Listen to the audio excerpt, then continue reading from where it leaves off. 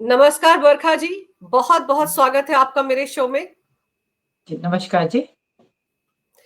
बरखा जी, हमने पहले अतुल सुभाष का मामला देखा, फिर एक अरविंद का मामला सामने आया, अब एक मानव शर्मा का मामला सामने आ गया है। मतलब ये क्या हो रहा है? ऐसी कौन सी मजबूरी आ जाती है कि लड़कों को ऐसे कदम उठाने पड़ रहे हैं, वीडियो बना रहे हैं, बता रहे हैं कि करने जा रहे हैं, और उसके बाद भी मैंने अतुल सुभाष के मामले में तो नहीं देखा कि कानूनी कोई कार्रवाई की गई हो उस परिवार के खिलाफ। अंजू जी, लाखों लाखों लड़के हैं जिन्होंने आत्महत्या कर चुके हैं। आपने तो चंद नाम मुझे गिनाए, अगर मैं नाम गिनाने बैठूंगी, अतुल सुभाष के बाद हजारों लोग मर गए हैं। 1 लाख से ज्यादा पुरुष, अगर आंकड़ा आप पूछे, तो पुरुष आत्महत्याएं कर रहे हैं। लेकिन हमारी सरकारें सब मूक दर्शक बनकर के इस चीज को देख रहे हैं। इनको जरा भी फिक्र नहीं है उस समाज की, उस पुरुष समाज की जो 80% जीडीपी के लिए काम करता है। उसके लिए कुछ नहीं है इस देश में। वो मरते जा रहे हैं। इस देश के बेटे, इस देश की धरोहर है। इस देश के सीनियर सिटीजन्स को, मतलब बेटों के माता पिता को कितना प्रताड़ित किया जा रहा है, कितनी धमकियां दी जाती है, कितनी हैरेसमेंट है, कितना टॉर्चर है। अगर आप दो बहुत हाईलाइटेड केसेस जो अभी आपने भी बात करी, दो अगर मैं मुख्य बिंदु उठाऊं, अतुल सुभाष हो या ये 28-29 साल का मानव शर्मा, जो कि आर्मी बैकग्राउंड से, डिफेंस बैकग्राउंड से है, जिसके पिता एयरफोर्स से रिटायर्ड हैं, जिसकी बहन भी वहीं से है। आप ये सोचिए कि ऐसी फैमिलीज में भी ये सब धड़ल्ले से चल रहा है कि माता पिता को इतना टॉर्चर करेंगे। डाइवोर्स लेने की बात होने के बावजूद, डाइवोर्स की तक बात चली गई थी, क्योंकि कितने अफेयर्स आप खुलासा कर चुके हैं। आखिर लड़कों को भी तो मेंटल ट्रॉमा होता है, पुरुष को भी तो दर्द होता है, उसके भी तो इमोशंस है। आप कुछ तो समझिए। 1 साल की शादी, सिर्फ एक साल की शादी में आपने उससे इतना टॉर्चर कर दिया कि उसे सुसाइड करने के बारे में सोचना पड़ा। कई बार पहले भी उसने सुसाइड करने की कोशिश की, पर क्योंकि कोई, आपको क्या लगता है कोई हंसी खुशी सुसाइड कर लेता है? हालांकि मैं अपनी बातों में हमेशा ये बात रखती हूँ कि suicide is never an option. Atul Subhash की वाइफ ने 6 करोड़ रुपए मांगे थे एलिमनी, मेंटेनेंस। कितनी मेंटेनेंस वो दे रहा था, कितने 40-50 चक्कर उसने बैंगलोर से जौनपुर काटे थे, कितनी प्रताड़ना से गुजर रहा था। फिर भी जब वो कह रही थी कि तेरे माँ बाप को नहीं छोड़ूंगी, तू मर जाएगा उसके बाद उनका खून चूसूंगी, तू मरता क्यों नहीं, तू मरता क्यों नहीं, तू मरता क्यों नहीं। जज साहिबा का भी यही रूप देखा कि वो कह रही है पैसों से सेटलमेंट हो जाएगा, ये हो जाएगा। तो जब उसने देखा कि पूरा सिस्टम जो है फेलियर है, किसी को किसी लड़के से कोई मतलब ही नहीं, वही मानव ने अपने वीडियो में कहा है, अरे भाई कोई मर्दों की सुन लो, हम बहुत अकेले हैं, क्या हम सब मर जाएं? कब कब हमारी कब सुनोगे? कभी तो सुन लो यार, कुछ तो सुन लो यार।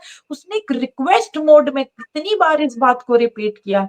बेचारा मर गया। किसी 29 साल के टीसीएस में काम करने वाला लड़का जो मुंबई जैसे बड़े शहर में काम करता है, उसे आत्महत्या करने का कोई शौक नहीं है। Let me make this clear, क्योंकि बहुत सारे लोग उसकी मौत का मजाक उड़ा रहे हैं। औरत बन, मर मत, ये लिख रहे हैं। इसमें औरत बनने वाली क्या बात है? जब कोई इंसान टूट जाता है, जब उसका विश्वास उठ जाता है, जब वो बिखर जाता है, जब उसकी फैमिली पे बात आ जाती है। लड़कों की कहां पे, देखिए लड़का हमेशा, मैं आपको बता दूं, चाहे पति किसी का हो, कुछ भी हो, बॉयफ्रेंड भी हो, कोई किसी भी रिलेशनशिप में हो, लड़का तब टूटता है जब उसकी फैमिली इन्वॉल्व होती है। जब आप उससे कहते हो कि मैं तेरी बहन को नहीं छोड़ूंगी, मैं तेरे भाई को नहीं छोड़ूंगी, तेरी माँ को नहीं छोड़ूंगी, तेरे बाप को नहीं छोड़ूंगी, सबको जेल करा दूंगी, फिर वो उसका नाम एंड हो जाता है। मैंने ऐसे ऐसे केसेस देखे हैं जहां पे लड़के ने ये सुनने के बाद तुरंत मौत को गले लगा लिया, तुरंत। उसने कहा भाई ये तो पूरी परिवार को मार डालेगी, ये सोच करके कि शायद मेरे मरने से चीजें सुधर सुधर जाएंगी। लेकिन सुसाइड कभी सोल्यूशन नहीं होता। आज अतुल सुभाष के माँ बाप भाई आज भी कोर्ट के चक्कर काट रहे हैं। क्यों काट रहे हैं? क्योंकि उनके केसेस तो चल रहे हैं। केसेस, अतुल सुभाष के मरने से केसेस नहीं खत्म हुए। और निकिता सिंघानिया को तो बेल मिल गई, उसके पूरे परिवार को बेल मिल गई। तो अगर मान लीजिए अतुल सुभाष जिंदा होता, निकिता सिंघानिया मर चुकी होती, या निकिता शर्मा में मर चुकी, अभी तो निकिता शर्मा का तो केस अभी चलना है, मैं अगर निकिता सिंघानिया की बात करूं तो बेल मिल गई उनको, पूरे परिवार को। लेकिन अगर हम जेंडर्स को रिप्लेस कर दे तो क्या वाकई ही अतुल सुभाष के परिवार को और पूरा अतुल सुभाष को जेल में ना ठूस देते? सैकड़ों दिनों के लिए वो जेल में पड़े रहते और इन्हें बेल भी नहीं मिलती, और पूरा देश कैंडल मार्च कर रहा होता। लेकिन यहां पर जब अतुल सुभाष मर गया, चाहे मानव शर्मा मर गया, पुनीत खुराना मर गया, ध्रुव मर गया, आशीष मर गया, मैं नाम गिनाने लगूंगी तो कई दिन बीत जाएंगे, तो वो लड़के मर गए, तो हमें उनके ऊपर, हमें एम्पैथी नहीं है? मतलब हम सिर्फ एम्पैथेटिक होंगे सिर्फ लड़कियों के लिए, अगर लड़की की मौत हो जाए। अच्छा, मैं एक बात और भी यहाँ पे बताना चाहूंगी, जब हम वुमेन एम्पावरमेंट की बात करते और ऐसी पत्नियों की या गर्लफ्रेंड्स की जो सुनवाई होती है कोर्ट में, पुलिस स्टेशन में, बहुत है, अच्छी बात है कि उनकी सुनवाई होनी चाहिए। लेकिन जब फर्जी केस हो और पुलिस को पता भी हो, और जब कोई इन्वेस्टिगेशन ही नहीं करी, तो उससे पहले आप फैमिली की हैरेसमेंट क्यों कर रहे हैं? उनके माता पिता क्यों क्यों परेशान कर रहे हैं? उन्हें एक्सटॉर्ट क्यों कर रहे हैं? उन्हें ब्लैकमेल क्यों कर रहे हैं? और वो लड़की भी धड़ल्ले से ब्लैकमेल कर रही है। आपने इतने सारे केसेस देख लिए कि जब होड़ लगी हुई लड़की में, एक लड़की कहती है मैं 2 करोड़ रुपए मांगती हूँ, उसे 2 करोड़ मिल जाते, कोई 4 करोड़ मांगती है, कोई 5 करोड़ मांगती है, और उसको पता है, और वो साफ साफ ये भी बात बोलती है कि तुम मेरा कुछ नहीं उखाड़ सकते, जो करना है कर लो। I don't want to use this word, I never use such words. लेकिन मैं क्या करूं, ये सारे मैंने सुने हैं, इन्हीं लड़कियों की ऑडियो सुनी है। पुलिस थाने में मैं जाती हूँ कि बोलती हूँ कि भाई 17 पन्ने का अरविंद ने लेटर छोड़ा है, suicide letter, death declaration, video बनाया। ये दूसरे लड़के की बात बता रही हूँ। पुलिस थाने में जाती हूँ, दिल्ली का केस है, तो वो कहते मरने दो सालों को, तुम्हें क्या है? ये पुलिस स्टेशन का एटीट्यूड है। जब मैं मंत्रियों से मिलती हूँ, मैं तकरीबन इस देश के सभी मंत्रियों से मिल चुकी हूँ, चाहे वो किसी भी पार्टी को बिलोंग करते हो, चाहे वो कैबिनेट मिनिस्टर हो, चाहे वो बीजेपी से हो, चाहे कांग्रेस से हो, चाहे आप से हो, चाहे एनसीपी से हो, या दूसरी और अन्य पार्टी से भी, मैं सभी से मिलती रहती हूँ और इस पर चर्चा करती हूँ। सबका बंद कमरों में सब एक तरफ से ये बात कहते हैं कि हाँ, हो रहा है कुछ ज्यादा, अब गलत हो रहा है लड़कों के साथ भी, और आप इस लड़ाई को अच्छे से लड़िए और लड़िए, बहुत अच्छा काम कर रहे हैं, मातृशक्ति लगी हुई है। मुझे ये कहना पड़ता है कि सर, मैं यहां ये सुनने नहीं आई कि मैं क्या कर रही हूं या क्या नहीं कर रही हूं। मेरी आखिरी सांस भी इस मुद्दे को नहीं छोड़ेगी, और मैं आखिरी दम तक लड़ती रहूंगी। मेरी जो लाश पड़ी होगी वो भी बोल पड़ेगी।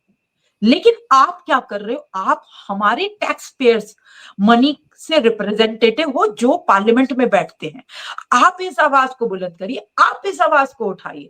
इस सिलसिले में मैंने बहुत सारे मेरी आदत है कि मैं पार्लियामेंटेरियन से मिलती रहती हूँ, चाहे पार्लियामेंट जाके मिलूं, चाहे बाहर मिलूं, नॉर्थ एवेन्यू, साउथ एवेन्यू, क्योंकि मैं दिल्ली में रहती हूँ तो मेरे लिए थोड़ी सी आसानी हो जाती है कि मुझे पता होता है कि कब सेशन चल रहा है, मैं पार्लियामेंट भी जा सकती हूँ, तो ये मैं जाती रहती हूँ। लेकिन वहां से कई बार मैंने मोटिवेट किया, बातें समझाई, डेटा दिया, सारी बात समझी, तो कुछ लोगों ने इसको, जैसे कि हरिनारायण राजभर जी ने इस मुद्दे को उठाया पार्लियामेंट में, अंशुल वर्मा जी ने उठाया इसको, और इसके ऊपर बोला कि एक पुरुष आयोग सरकार को गठित करना चाहिए, और एक जेंडर न्यूट्रल लॉज में, कि 2 ही मांगे हैं, बहुत सिंपल 2 मांगे हैं कि समान कानून बना दीजिए।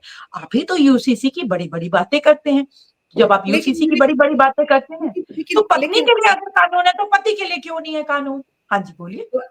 बरखा जी, लेकिन ये समझाइए मुझे कि आप तो कितने सारे ऐसे लोगों से मिली भी होंगी, ऐसे लोगों के केस भी हैंडल कर रही होंगी जो खुद सुसाइड की कगार पर होंगे, जिनको आपने बचाने में मदद भी की होगी, संभालने में, कि ये सब करना सही नहीं है। लेकिन क्या लगता है, देश का जो कानून है वो महिलाओं की ज्यादा सुनता है? सिर्फ वही एकमात्र वजह है? क्योंकि जो आप कह रही है ना कि क्या उखाड़ लोगे, ये डायलॉग मेरे आसपास भी मैंने सुने हैं कि क्या कर लोगे, थाने जाकर तुम्हारा क्या हो जाएगा, तुम्हारा पुलिस क्या कर लेगी, तुम्हारी सुनेगी नहीं, मेरी सुनेगी। तो महिलाओं को जो ये एज हासिल है, यही तो इस पूरी समस्या की जड़ है। तो इस एज को तो हटाना चाहिए ना, जो जेंडर न्यूट्रल, एक जैसा होना चाहिए ना कानून सबके लिए। जी, मैं यही तो कह रही हूं कि जेंडर इक्वल लॉज होने चाहिए, जेंडर न्यूट्रल लॉज होने चाहिए, सबको समान दर्जा मिलना चाहिए। और ये हमारी मांग बहुत पुरानी है।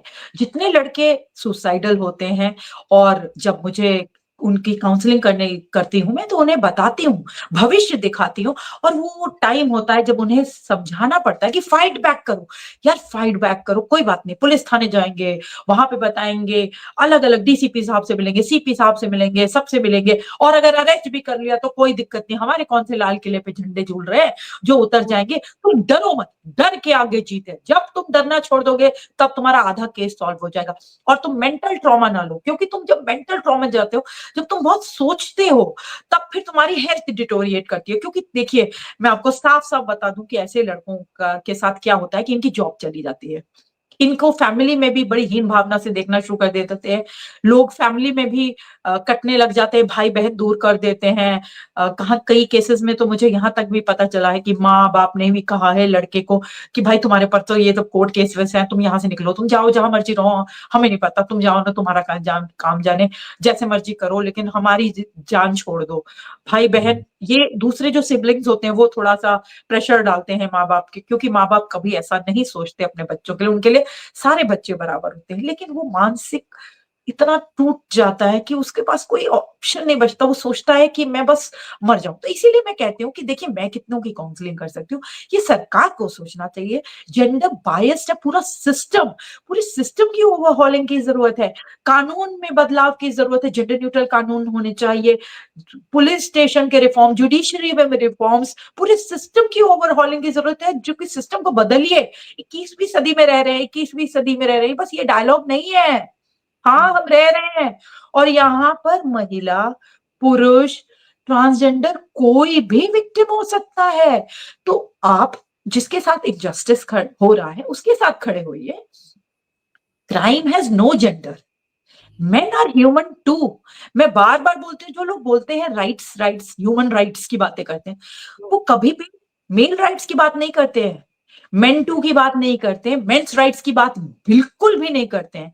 अगर वो करते होते, तो 20 साल विष्णु तिवारी, ललितपुर यूपी से, वो जेल में रहा for a hmm, crime he never did. उसने रेप कभी उस महिला का किया ही नहीं था, जिस महिला के रेप के लिए उसे 20 साल कड़ी सजा काटनी पड़ी।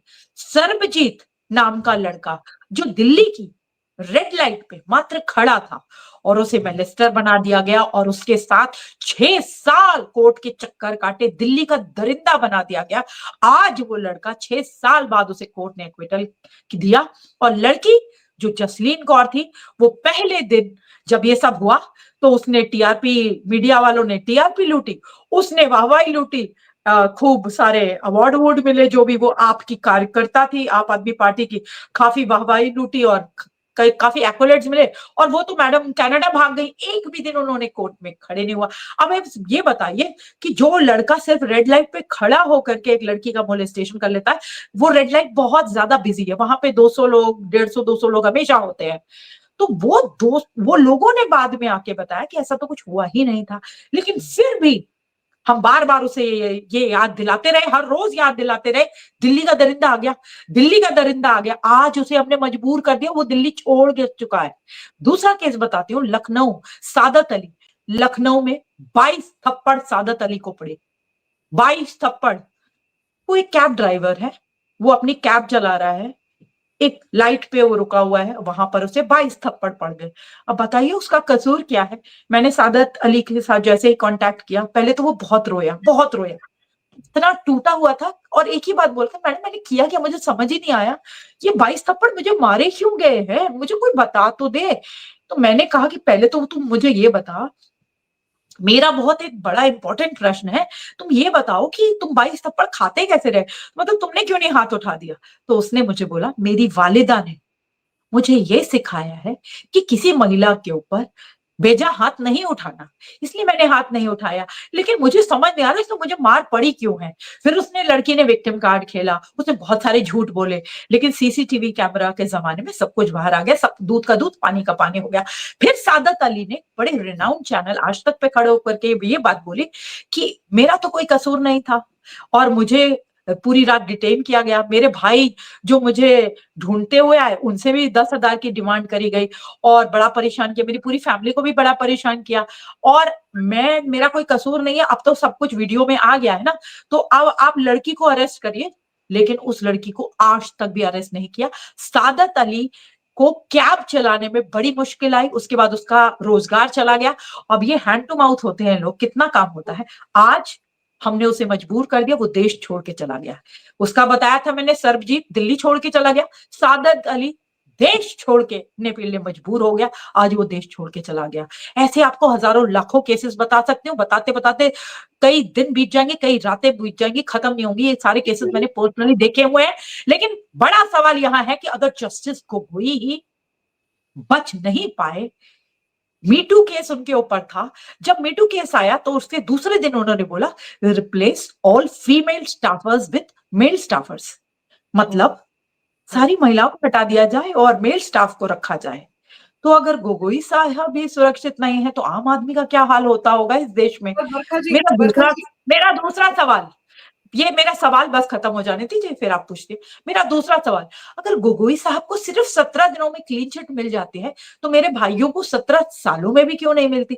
तीसरा सवाल, अगर गोगोई साहब को क्लीन चिट मिल गई तो उस महिला को अरेस्ट क्यों नहीं किया गया। तो ये 3 सवाल थे जिसका जवाब मुझे आज तक नहीं मिला। नहीं, ये बताओ। वो सवाल है जिनके जवाब शायद कभी मिल भी ना पाए।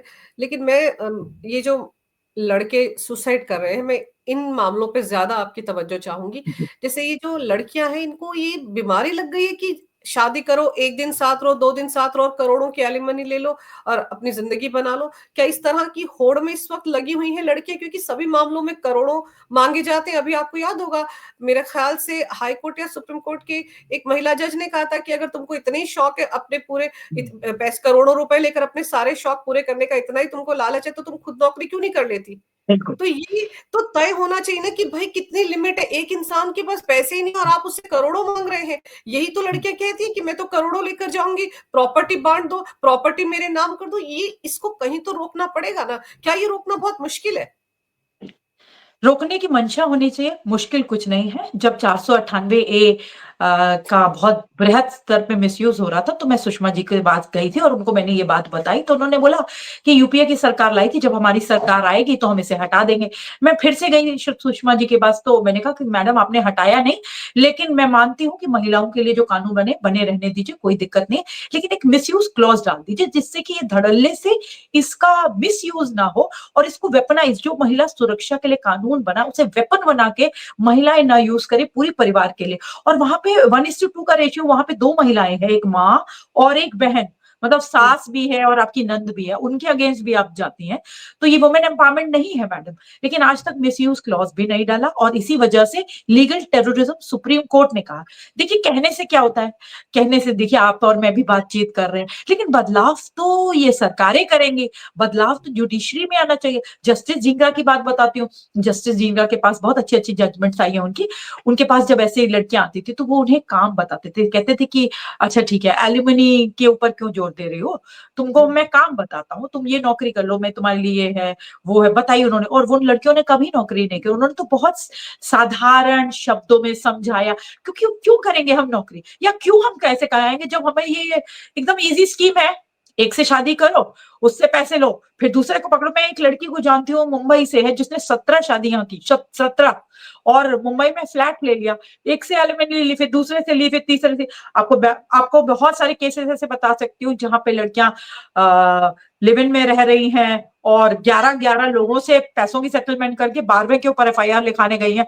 तो जब 12वें के ऊपर एफआईआर लिखाने गई हैं तो पुलिस वाले को पता है कि 11 में ये सेटल कर चुकी है। पुलिस वालों को भी सब पता होता है, लड़कों को भी सब पता होता है, लड़कियों को भी सब पता है। लेकिन इससे बढ़िया इजी स्कीम कौन सी आएगा। लड़के की 7 पुश्तें जितना नहीं कमा सकती हैं ये कुछ दिनों में, कुछ चंद दिनों में कमा लेंगे। तो इससे इससे ये 498 इंडस्ट्री इतनी बड़ी है। मेरे यूट्यूब चैनल बरखा 316 पे इसका खुलासा मैंने किया, आप लोग देख सकते हैं कि इतनी बड़ी इंडस्ट्री है, इसमें सबको कट जा रहा है, सबको कट जा रहा है, तो कैसे बंद हो ये इंडस्ट्री? नहीं बंद होगी। आप देखिए जेंडर न्यूट्रल कानून हो जाएंगे तो बहुत समाधान मिल जाएगा, तो समाधान देने चाहते ही नहीं हम यूसीसी की बातें करते हैं, लेकिन पत्नी के लिए जो कानून है, क्या पति के लिए? अगर पति के लिए होता तो क्या अतुल सुभाष मरता? क्या मानव मरता? मानव के आखिरी शब्द क्या थे?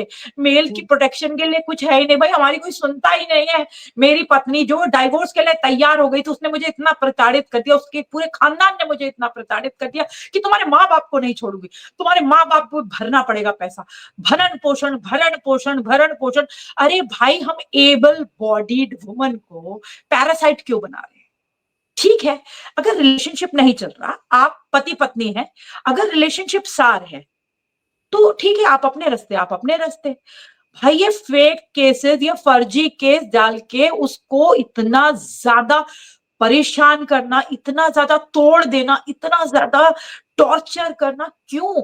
और टॉर्चर सिर्फ बोलती नहीं है, केसेस फाइल करके आती है पुलिस स्टेशन में, इनके ब्रूसेस बनाए जाते हैं, वहां कपड़े फाड़े जाते हैं। ये जी मेरे जेठ ने कपड़ा फाड़, जितने मेल मेंबर्स होते हैं ना, उनके ऊपर केस डालती हैं, जी इसने मेरा रेप किया, बोलना ही भर तो है। रेप का कौन सा चेक करवाना है इन्होंने? कितनी कितने सारे केसेस में लड़कियां बिल्कुल मेडिकल के लिए मना कर देती है, हम मेडिकल करवाएंगे नहीं, और कोई उनके अगेंस्ट नहीं जाता। पुलिस वाले तो खुद डरते हैं कि ये मेरे पर भी रेप केस कर देगी। पुलिस वाले तो किसी महिला को छूने से इतना डरते हैं जिसका कोई हिसाब नहीं। मेरे सामने एक लड़की ने का मोबाइल चोरी हुआ था, और मैंने जब पुलिस वाले को बताया तो बोला इसको कौन छुएगा, तो मेरे पर ही रेप डाल के मुझे ही अंदर करवा देगी। हमें बहुत डर लगता है मैडम, हम तो दूर ही रहते हैं इनसे। ये डर का माहौल है, ये हर जगह है, लेकिन सबका नंबर आएगा, सबका नंबर आएगा। क्योंकि आज जो चुप है, आज वो किसी का भाई है, किसी का बेटा है, किसी का पति है, कल वो तुम्हारा भाई, तुम्हारा पति, तुम्हारा बेटा, तुम्हारा बॉयफ्रेंड होगा। इसलिए जागो और इस आवाज को बुलंद करो, क्योंकि भाई भी इस देश के उतने ही जरूरी हैं जितनी मेरी बहनें। अगर मेरी बहनें उतनी मेरे लिए इंपॉर्टेंट रखती हैं, तो मैं तो जेंडर डिवाइड नहीं खेलती, मैं तो यूनाइट करती हूँ फैमिलीज को। और जब भी मैं काउंसलिंग करती हूँ तो मैं कोशिश करती हूँ, चाहे वो सुसाइडल पर्सन की हो या कभी कपल की भी काउंसलिंग करती हूँ, तो मैं फैमिली हार्मनी, फैमिली जोड़ो यार, तोड़ने में कुछ नहीं रखा। अच्छा, एक और बात बताती हूँ आपको, ये प्लीज आप दर्शकों को तक जरूर पहुंचाइएगा। आप जब भी डाइवोर्स की बातें करते हैं, जब भी आप अलग होने की बातें करते हैं, तो आप बड़े बुजुर्गों के साथ क्यों नहीं बैठते? अपनी प्रॉब्लम्स को क्यों नहीं शेयर करते? ओपन अप, अपनी बात को रखिए, सही तरीके से रखिए, लड़ाई झगड़े से ना रखिए, और घर में मैटर को सुलझा लीजिए। ठीक है, फिर भी टॉक्सिक रिलेशनशिप है, आपने नहीं रहना, एक नया वर्ड आ गया टॉक्सिक, तो नहीं हाँ। रहना, कोई बात नहीं, नहीं रहना, तो म्यूचुअली डाइवोर्स ले लीजिए। देखिए क्या, कितने में आप तय कर लीजिए, आपको जो लगता है म्यूचुअली कर लीजिए ना। क्यों पुलिस थाने कचहरी कोर्ट में सालों के साल, 10-10 20-20 साल एड़ियां रगड़ते रह जाते हैं? 6 करोड़ केसेस पेंडिंग है कोर्ट्स में, और बिल्कुल। सबसे ज्यादा जो कोर्ट में केसेस है वो मैरिटल डिस्कॉर्ड के हैं। ये फैमिलियां तबाह हो रही है, ये पूरा एक इंस्टीट्यूशन है जो काम कर रहा है फैमिलीज को तबाह करने के लिए। इनको जितना हमारी फैमिलीज यूनाइट है, मैं तो हमेशा यूनिटी में विश्वास करती हूँ, और परिवार एकजुट रहा, इसने हमने कोविड में इतनी बड़ी मिसाल देखी कि जो लोग परिवार में थे वो सब सुरक्षित रहे उनका। और भारत का जो ग्राफ था कोविड के समय में भी, वो सिर्फ परिवार, जो फैमिली सिस्टम है, उसकी वजह से हमारा जो है इतने लोग हमारे नहीं मरे। फिर भी मैं कहूंगी आंकड़े बहुत कम थे, क्योंकि यहाँ हम दूसरों की केयर करते हैं, हम लव करते हैं। अगर हस्बैंड वाइफ एक दूसरे के साथ लड़ते हैं तो उतना ही प्यार भी तो करते हैं। अगर कोई छोटी मोटी बात हो जाए तो उसको इतना तूल देने की क्या जरूरत है? उसमें माँ बाप को घसीटने की क्या जरूरत है? कनाडा में बैठी बहन को घसीटने की क्या जरूरत है? या वो बहन कहीं भी रहती हो, एक बहन का किस्सा आपको सुनाती हूँ, बहुत हैरान करने वाला है। एक हस्बैंड वाइफ के बीच में लड़ाई हुई और भाभी ने केस डाल दिया। अब ये बहन जो थी सरकारी नौकरी कर रही थी, और इसको सोनी टेलीविजन पे इसने बहुत मेहनत करी थी कौन बनेगा करोड़पति में आने की, और ये हॉट सीट तक पहुंच गई थी। आप सोचिए कि किसी भी लड़की के लिए कितना बड़ा सपना होता है कि अमिताभ बच्चन जी जो लेजेंड है उनके साथ शो करेगी। बड़ी मेहनत करके उसने पास कर लिया, वो वहां पहुंच गई। अब आखिरी दिन था और उनको जाना था, तो उससे पहले एक फॉर्म आया उनके ऊपर पास कि आपके ऊपर कोई केसेस तो नहीं, और अपना बाकी चीजें फिल करनी थी उन्होंने। तो उसने बोला, उसने सच लिखा कि मेरी भाभी ने मेरे ऊपर 498 का केस डाल रखा है, उसको हॉट सीट में नहीं देखने को मिला। She cried so much, she wrote so many emails, इतनी रोई वो लड़की, इतने ईमेल्स लिखी, पटना की लड़की थी, बिहार की, इतना रोई कि यार मुझे, इतना मेरा सपना था मुझे बैठने दो, मैंने, मेरी क्या गलती है, मेरी भाभी ने मेरा नाम लिख दिया, मैं तो वहां रहती भी नहीं, मैं तो बहुत दूर रहती हूँ, मेरे को ये कोई लेना देना नहीं है उनसे। ये ऐसे होती है, साइंटिस्ट भी हैं, ऐसे बहुत ये साइंटिस्ट भी हैं जिन्होंने मुझे अप्रोच किया।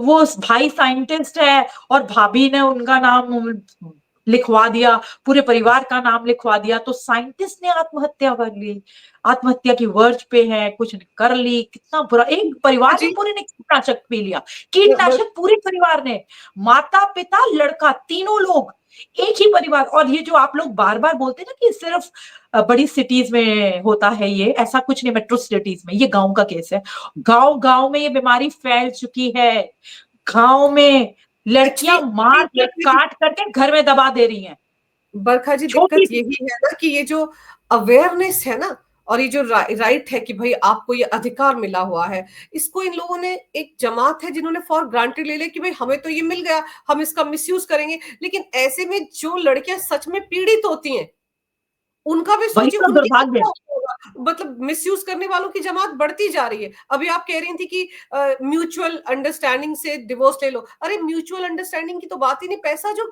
लूटना खसूटना है कि भाई करोड़ों रुपए की एलिमनी मिल रही है। आप देखो ना, जब हम बड़ी बड़ी फिल्म स्टार्स की बात करते हैं, बड़ी बड़ी हस्तियों की, हॉलीवुड स्टार्स की बात करते, तो पता चलता है उसको इतना एलिमनी मिला डिवोर्स में। आप सोच लिए ऋतिक रोशन की डिवोर्स की क्या बात कर, तब भी बड़ी खबरें आई थी, इतना एलिमनी मिला। फिर वो सैफ अली खान ने जब अमृता सिंह से ले तब इतना पैसा दिया। तो वो जो चीजें हैं ना, वो दिमाग खराब कर देती हैं कि इस देश के किसी भी गांव के कोने में बैठी हुई लड़की का भी, कि अच्छा ऐसा भी हो सकता है। तो इसीलिए ये बिल्कुल। म्यूचुअल अंडरस्टैंडिंग वाली बात ही नहीं है, परिवार के बड़ों बुजुर्गों के साथ बात करने वाली बात भी नहीं है। इनको तो लगता है कि पैसा मिल जाए, और यहाँ पर भी यही हो रहा है। और लड़के जो नौकरियां कर रहे हैं, उनको डर लगता है कि अगर वो एक रात भी 24 घंटे भी जेल में रहे तो नौकरी तो चली जाएगी ना। बिल्कुल, नौकरी का बड़ा खतरा रहता है, यहाँ तक कि ऑफिस में जाकर के वहां हो हल्ला करते हैं, तो they lose their job, they lose their dignity, they lose their golden period, पूरा गोल्डन टाइम चला जाता है, तो बहुत दुर्भाग्यपूर्ण है।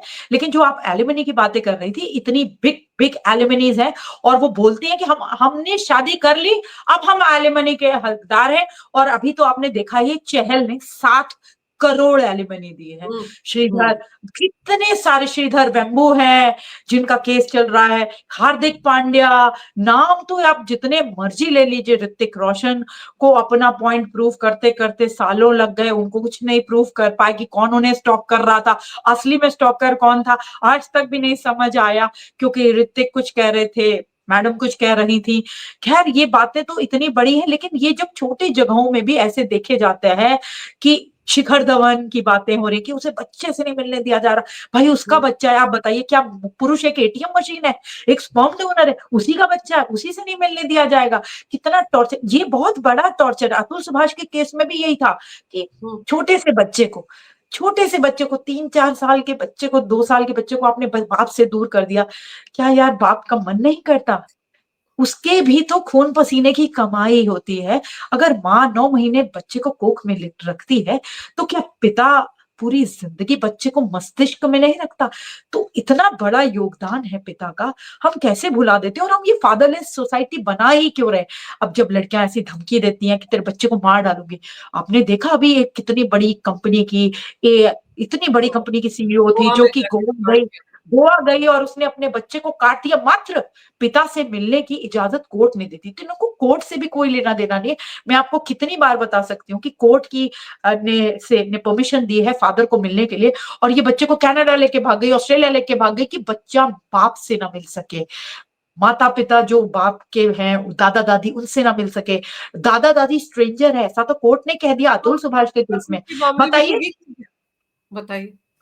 बताइए, हमारी परंपरा, हमारी संस्कृति, हम अपनी इतनी बड़ी बड़ी जो फैमिली सिस्टम की हमारी जो बहुत अच्छी एक बात है उसको बता रहे हैं, और एक तरफ से हम कह रहे हैं दादा दादी स्ट्रेंजर है। कैसे भाई, कैसे स्ट्रेंजर हो गए? उन्हीं का खून दौड़ रहा है ना।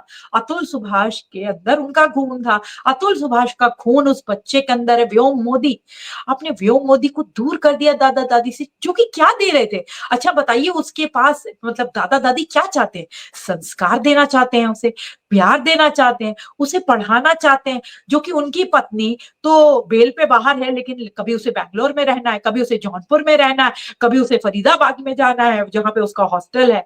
तो वो तो बच्चे को लेके भागती रहेगी इधर से उधर, कि परवरिश क्या करेगी? साथ में उन्हें तो नौकरी भी करनी है। तो बच्चे की, छोटे से बच्चे की परवरिश कौन करेगा? ये कितना बड़ा सवाल है। लेकिन कस्टडी किसको दी गई? माँ को। क्या दादा दादी इस लायक नहीं है कि अगर उन्होंने इतना बड़ा इंटेलिजेंट एआई इंजीनियर पैदा कर दिया, तो क्या वो संस्कार और या एजुकेशन उस छोटे से बच्चे को अच्छा नागरिक नहीं बनाएंगे? कल को जब ये बच्चा बड़ा होगा, क्या मानसिक स्थिति होगी? क्या ये बात बिल्कुल। छुप जाएगी कि उसके पिता ने किन हालातों में मृत्यु को सुसाइड कर, गले लगाया? अरे वो किस वीडियो तो हमेशा क्या रहेंगे जो यूट्यूब पे वीडियोस उनके अपलोडेड है, वो तो हमेशा दिखते रहेंगे, क्यों नहीं दिखेंगे उस बच्चे को? तो हम कैसा समाज बना रहे हैं? कैसा समाज बना रहे हैं जहां पे इतना जहर है, जेंडर में इतना डिवाइड है? क्यों हम इतना बटे हुए हैं? अगर हमें कैंडल मार्च करनी होती है निर्भया के लिए, तो उसमें 80% पुरुष होते हैं, लेकिन क्या एक भी कैंडल मार्च देखा है आपने महिलाओं को करते हुए? चाहे वो मानव शर्मा हो, चाहे पुनीत खुराना हो, चाहे अनगिनत कितने लड़कियों के नाम मैं ले लूं, अतुल सुभाष हो या कोई सा भी हो, नाम तो बदलते रहेंगे, सिर्फ नाम बदलते रहेंगे। एनसीआरबी का डेटा कह रहा है 4 गुना मैरिड मैन सुसाइड। लेकिन आज भी ये चुप्पी क्यों? मुझे रातों को नींद नहीं आती, ये सवाल नहीं समझ आ रहा कि ये सवाल पूछूं तो पूछूं किससे, कि आखिर चुप्पी क्यों? आपके कितने और मरने हैं? कितने लड़के मरेंगे? कितने और का इंतजार कर रहे हैं हम भाई? अगर ये हथियार की तरह इस वेपन को यूज किया जा रहा है, इन कानूनों का इतना बृहद सर पे दुरुपयोग हो रहा है। मेरी तो मैरिटल रेप को लेके एक पीआईएल भी चल रही है सुप्रीम कोर्ट में, चंद्रचूड़ सर ने नहीं सुनी। अब जो दूसरी बेंच आई है शायद वो सुनेंगे। तो मैं तो उसमें भी पति पत्नी के बीच में रेप ले आए हैं। बताइए, पत्नी को किसी दिन भी गुस्सा आ जाए, वो सुबह बोल देगी जी रेप किया उस लड़के को, तो जेल हो जाएगी तुरंत, बस मात्र इस पर बोलने के लिए। क्योंकि उसे मॉनिटर कौन करेगा? ब्रह्मा जी को बुलाया जाएगा कि ब्रह्मा जी आके देखें कि ये कॉन्सेक्सुअल सेक्स था या फोर्स सेक्स था, या जज साहब आके देखेंगे कि ये रेप जो था, रेप हुआ है, फोर्स सेक्स था या कॉन्सेक्सुअल सेक्स था? मतलब हम कितना कितना कॉम्प्लिकेट करते रहे इतना अच्छा रिश्ता। अब तो शादी की बात नहीं है बरखा जी, अब तो जो लिव इन रिलेशनशिप है उनमें भी अधिकार है, उनके बच्चों को भी प्रॉपर्टी मिलेगी, अब तो उसमें भी बहुत सारा रायता फैल गया है। पहले लेकिन बता दीजिए आप मुझे, लिव इन वाले बच्चे जाए किसके पास? माँ रख नहीं रही, बाप रख नहीं रहा, उसके लिए तो अनाथालय बनाने पड़ेंगे। उस बच्चे का कितना मतलब, आपने जो इस बच्चे को जन्म दिया उसका जीवन नर्क कर दिया। मेरे पास ऐसे केसेस है, ना माँ रख रही है ना बाप। बताइए। क्या करना था लिव इन ला करके हमारे देश में? यहाँ पे लोग मैच्योर्ड इनफ है ही नहीं कि वो लिव इन को लिव इन की तरह रह सके। सिर्फ ट्विटर पे या सोशल मीडिया पे ये लिखते रहते हैं माई 45 काउंट, कोई लिख रहा है मेरा 70 का काउंट है, कोई लिख रहा है मेरा 100 का काउंट है। ये लिख रहे हैं कि मैंने इतने के साथ सो लिया, मैंने इतने के साथ सो लिया। कि भाई हम क्या कर रहे हैं? हम किस ओर जा रहे हैं? ये क्या हिट एंड रन ट्रायल चल रहा है क्या? हमने इसके साथ सो लिया, नहीं बना जी, उसके साथ सो लिया, नहीं बना, इससे पैसे ले, उसको रेप डाल, इसके ऊपर रेप डाल, इसके ऊपर अननेचुरल सेक्स डाल दे, इसके ऊपर ये डाल, इसके ऊपर डोमेस्टिक वायलेंस डाल, इसने मुझे ये कर दिया, इसने मुझे वो कर दिया। यही झूठे केसेस बस। कितना डर का माहौल है। बिल्कुल सही कह रही हैं बरखा जी, आपकी पुरुषों में ही डर का माहौल है इस वक्त, क्योंकि उनको ये समझ नहीं आता कि जब उन पर और उनके परिवार पर, माता पिता पर, बहनों पर, या उसके घर में भाभी पर या भाई पर जो आरोप लगाए जाते हैं उनसे कैसे निपटा जाए। और कहीं ना कहीं जो कानून है, जो 498, इसमें बदलाव की सख्त जरूरत है। और मुझे ये लग रहा है कि चलिए, ये बेचारे जो जो ये सब कदम उठा रहे हैं, उनको कम से कम ये भी समझने की जरूरत है कि वो सिर्फ पत्नी के ही नहीं है, उनका रिश्ता माँ बाप से भी है, बहन से भी है, भाई से भी है, उनके बारे में भी सोचिए। उनके लिए तो जिंदा रहने के बारे में सोचिए। और अगर जिंदा रहेंगे तब लड़ाई लड़ेंगे, तब तो उसका कोई ना कोई सॉल्यूशन निकल आएगा। लेकिन ऐसे मैदान छोड़कर अगर जाने के बारे में सोचेंगे, तब तो सवाल अनसुने रह जाएंगे, बातें भी अनकही रह जाएंगी। लेकिन हम और आप चर्चा कर रहे हैं और हर प्लेटफॉर्म पर इन मामलों की चर्चा हो रही है, तो मुझे लग रहा है कि सॉल्यूशन भी शायद जल्दी निकल आए। आपने बरखा जी समय निकाला, बहुत ही महत्वपूर्ण जानकारी मेरे दर्शकों को दी। आपका बहुत-बहुत धन्यवाद। नमस्कार। जारी रहेगी मन की बात। बिल्कुल, बिल्कुल जारी रहेगी। आपसे फिर बात और ये होगी। लड़ाई आखिरी दम तक चलती रहेगी। हम सब आपका साथ चाहिए, आप सबका साथ चाहिए और ये मुहिम आप सबकी है। बेटे इस देश के लिए उतने ही इंपॉर्टेंट है जितनी की बेटियां। बिल्कुल सही कह रही हैं आप। ये लड़ाई चलती रहेगी और इसमें सब लोगों को सामने आना पड़ेगा, महिलाओं को भी सामने आना पड़ेगा, उन महिलाओं की पहचान करनी पड़ेगी जो इस तरह से एलिमनी के लालच में आकर पूरे के पूरे परिवार को बर्बाद कर रही हैं। बहुत-बहुत धन्यवाद बरखा जी।